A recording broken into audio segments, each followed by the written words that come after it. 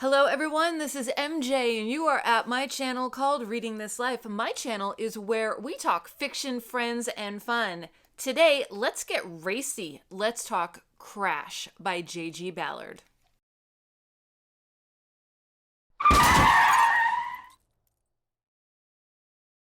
You want to go for a ride?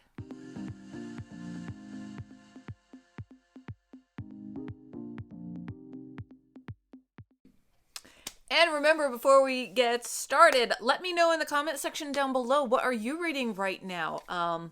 Have you ever crawled out of a reading slump? I would be super curious to find out.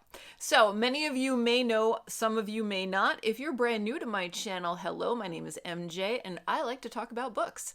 All kinds of books. So I was in a reading slump for 2 weeks and nothing was gripping me. Nothing was pulling me in.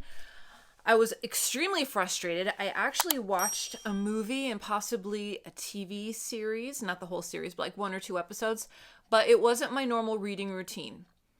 And I was struggling. It wasn't until my friend Criminali said that he started reading Crash. Now, Crash has been on my radar for the last 30 years, specifically because of David Cronenberg and the movie. He did a movie adaptation of J.G. Ballard's book and directed the movie starring James Spader. If you want to know about my little history with James Spader, I will post a link to my video here where it talks about my history, and we do a whole workaround about why Crash is kind of important to my history. So I saw that and I said, oh my gosh, that's the book that's going to bring me out of my slump. Ran to the Queen's Library. Shout out to Queen's Library. They had it. I downloaded it and yeah, I finished it and I'm out of my slump. And it was a trip. It was such a trip of a book. So I've never read J.G. Let me pull you in. All right, we good? We good? We're good. Okay. So yeah. So I downloaded it and I started reading it. Now, here's the history with this book. So I have e-devices. I was not able to push over this book to an e-device, so I had to read it on my phone. And the print on my phone was so freaking small. Like literally, I'm holding my phone like this and reading it, you know, at lunch, on breaks, in the morning, at night. And it was just, it was one of those books. But I said, I need to finish this book. And I did. So let me give you some history about the book. And here's one of the things that pulls me in a lot when it comes to this nature of book. When I'm talking about this nature of book, you're probably asking, MJ, what are you doing reading a book like this? Well, quite frankly, it's a book. And if it's a book, I'm probably going to want to read it. I don't care the genre, as long as it's, well, actually I do care about the genre, but I don't care about this type of genre. I don't get freaked out. I don't get, revolted very easily. I think I've had a good primer diet leading up to this book. Secret World of the Sex Witches, The Fermata, The Story of the Eye, Poking Holes. I mean, I've earned my stripes to read this book.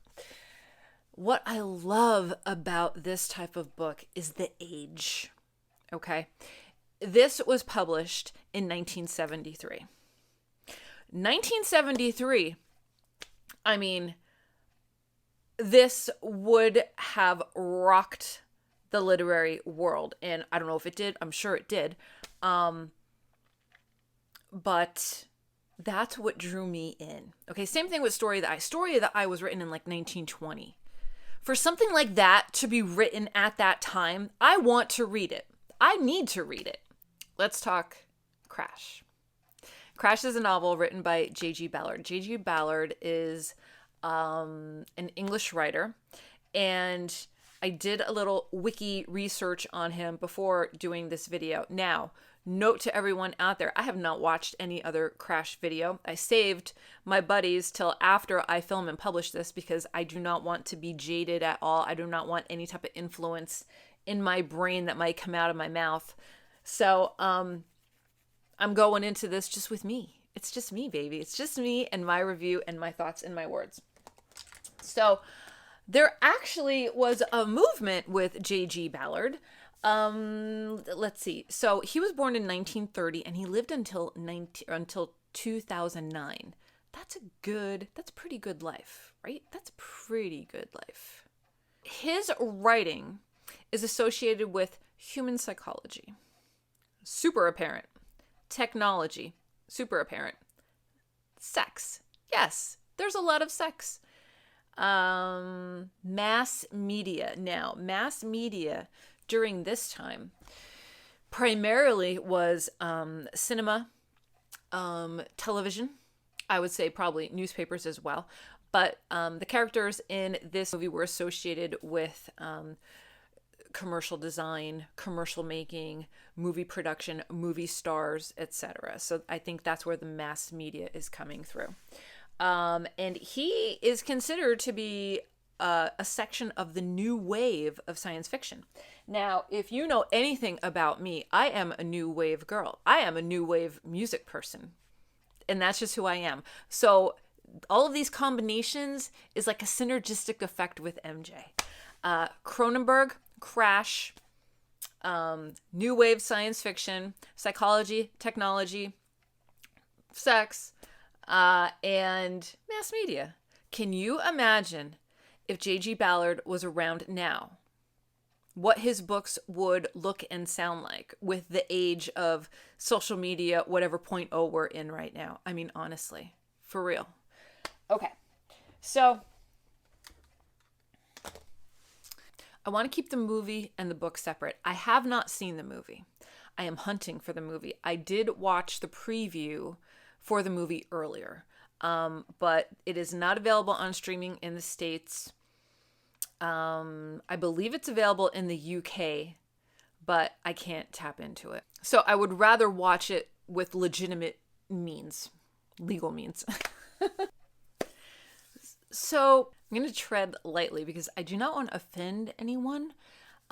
This book contains graphic violence and graphic sexual encounters. Bottom line, if you are not comfortable with any of that, do not read this book. If you are not comfortable with reading about car fluids, body fluids, do not read this book. If you are okay with it, feel free to read the book. The one word that kept getting repeated over and over and over and over and over again is chromium. Chromium.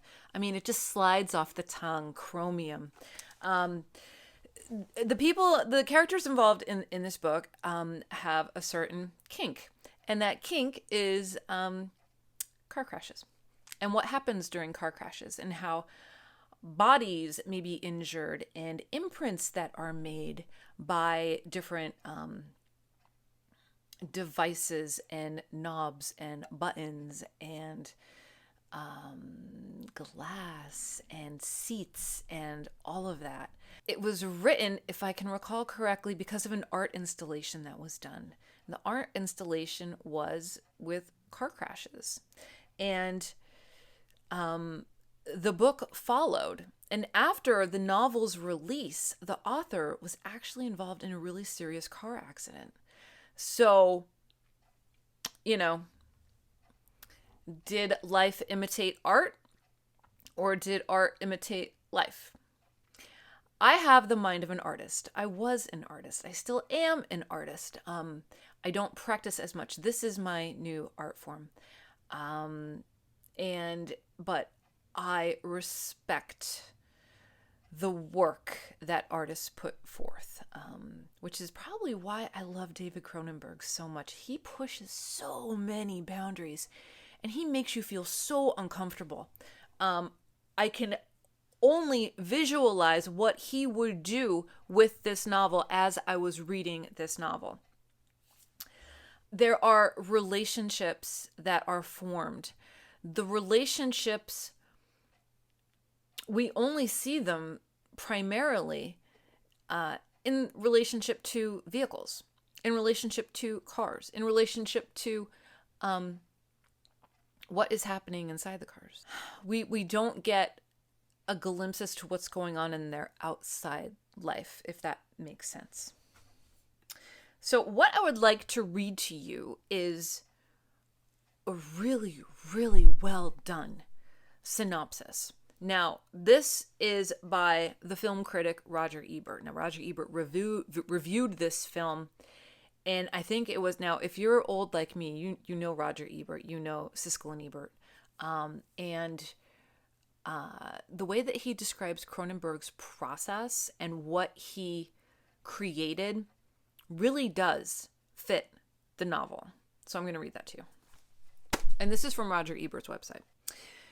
If you can imagine the state of mind I'm about to describe, you will understand David Cronenberg's Crash. It is that trance-like state when you are drawn to do something you should not do, and have passed through enough stages of common sense and inhibition and arrived at critical velocity. You are going to do it. Such a trance or compulsion is often associated with sex and is also experienced by shoplifters, gamblers, drug users, stuntmen, and others mesmerized by pleasure through risk. All of the key characters in Crash live in such a trance. They are hopelessly fascinated by a connection between eroticism and automobile accidents.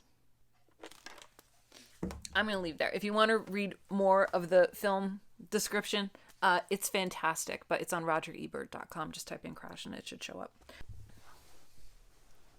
So this book took me on that journey. Now, I did read from my phone, but I also was able to scrounge up a copy of an audiobook. The last fourth of the book, I did over audio. It was good. The narration was old. It wasn't modern. It was very dry. There wasn't a lot of inflection in the voice. But everything that's in the book was conveyed. So why did this type of a book? Why was I attracted to this type of a book? Simply because of the history that I have with it. And this type of book does not offend me at all. I found it fascinating. Primarily because of the age. Now, I'm going to take you back. Okay, 1973. The vehicle that's mentioned in the book is this. Okay, one of them. If I could find a picture of the interior, I'm going to put it here. When these crashes would happen, okay, people's faces are getting scarred. Their body is getting scarred. The instruments, the emblem of the automobile maker may be imprinted on their chest or on their leg or something like that. And there's no airbags in 1973. There's no airbags. So your body is the airbag. Your body is having a direct impact with the vehicle interior. Let's talk about a woman's perspective going into this book. You are reading it from the standpoint of a voyeur. You are a voyeur in this book, and you become a part of the story as to getting first-hand account as to everything that's going on. Is this a romance novel? No, it is not. This is a primal book. There is all types of different acts going on. We've got same sex, we have different sex, we have sex for hire, we have a little bit of everything for everyone. The ridiculousness of it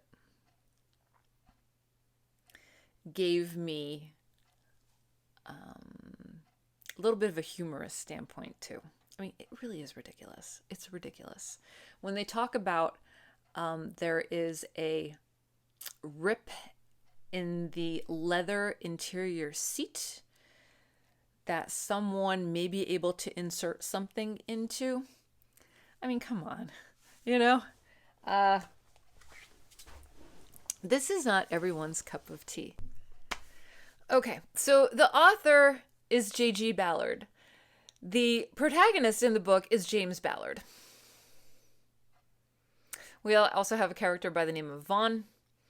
Vaughn is a Hollywood photographer, set person. Vaughn's ultimate fantasy is to die in a collision with Elizabeth Taylor. So there's that. There's that celebrity obsession with it as well. 1973, the New York Times is cited as saying, "Crash is hands down the most repulsive book I've yet come across." However, 30-some years later, now different reviewers are coming out and saying how wonderful the book is. How disturbing something can be when it's first released. But with the passage of time, and in retrospect, it turns out to be a pretty incredible work of art when you look beyond the gratuitous nature of it, when you look beyond it. These are two people that are seeking a connection, and they find it in a physical form, melding with chromium steel. Another fascinating concept in this book is that the language that is used is what I would call, it's very sterile, and it's very medical. And body parts are described as body parts for which they are named. There is no slang. There is no street language. There are no nicknames for anything. Same thing with the parts of the vehicle. The parts of the vehicle are named as the parts of the vehicle. So we have that, not professional, but that removed. It's removed from an emotion. It's technical. It's technical language. The scenes that are described are technical in nature. And there's no emotion. There's no love. There is an avoidance of pain. I feel that there's an avoidance of pain.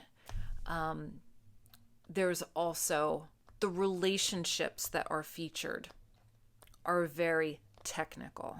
For someone to say that this book is strictly pornography, is this book gratuitous? Yes. But medically speaking, in medical terminology, in sterile, cold, metal terminology, yes. Yes, it's present. But I gave this book 4 out of 5 stars. And I am so glad to have been introduced to this writer. I'm looking forward to reading more of his works. And also, when I did my research, they call it Ballardisms?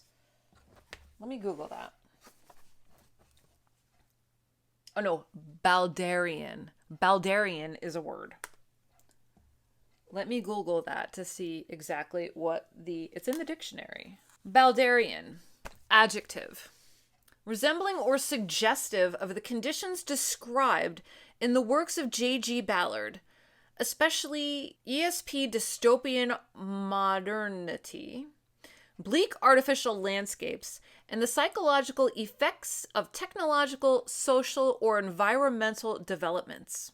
And I love that. I love that. So if you are thinking that this book is just about sex, it really isn't. It is. You read it on the page, but there's more to it than that. And that's where the challenge comes in as a reader as to how do you interpret this book? So that is my review. Would I recommend this to a friend if they were open and willing to read beyond the words on the page? If they were willing to take a step back and see exactly where the meaning is in this book. This is just my take. Okay, this is just my take. But I really enjoyed experiencing this book. Like I said, it's not for everyone. But if you are looking for something completely different, if you are looking to experience a different psychological state of others, then this could be for you. I do want to read his other works. I can't wait to watch Criminality's video now, and I wonder if we'll have any similarities. I don't know. I don't think we think the same. I have the eye of an artist, and I think that's where I connect with the abstract nature of the subject matter. Yeah. It was good. I can't wait to see the movie, though. Oh, gosh. If you know how I could watch the movie, comment down below and let me know. But think about it. This came out in 1996. It got an NC-17 rating, which means, ooh, that's pretty. You can't go to the theaters and watch that. That's pretty bad. And I think it may have gone straight to video, like straight to home. But I haven't seen it. I want to see it. Should be good. It should be good. It was fascinating to learn about J.G. Ballard and how he was involved in a car crash right after this book was released, a serious car crash. So you wonder, is this a part of more autobiographical, or is it fiction? I don't know. You be the judge. All right, everyone. That is it here from me. That was fun. I hope you are doing well. Make sure you are taking care of yourself so you can take care of others. And I will see you in my next video, whether that be sooner or later. So until next time, everyone, goodbye for now.